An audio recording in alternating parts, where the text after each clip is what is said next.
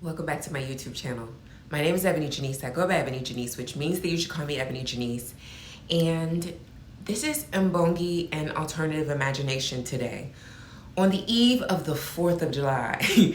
And I want to put an old question in your mouth. In 1852, Frederick Douglass was asked to speak in celebration of American independence. And he asked the room in question instead of giving some sweet thing. What to the slave is the 4th of July? Because the people celebrating freedom that day were celebrating it on the backs of people who had none. So I want to ask it again gently in our own, moment, in our own space. What to the black woman is the 4th of July? Because tomorrow there will be fireworks and flags and a story about freedom.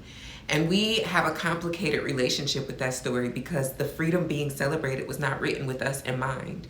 We were not the we in the we, the people, not at the start. And in many ways still.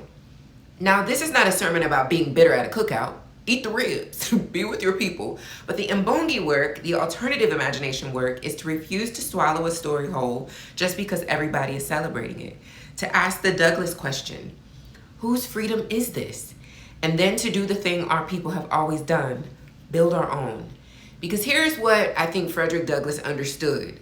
He was not asking the question to despair. He was asking it to wake people up, to say the gap between the declared freedom and the delivered freedom is the whole point. And somebody has to name it before anybody can close it. So tomorrow, on a little 4th of July, while the sky is lighting up, ask your own people the real question at some point.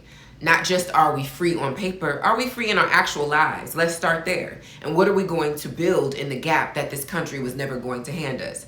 That is the imagination work. Name whose freedom it is, then go conjure your own.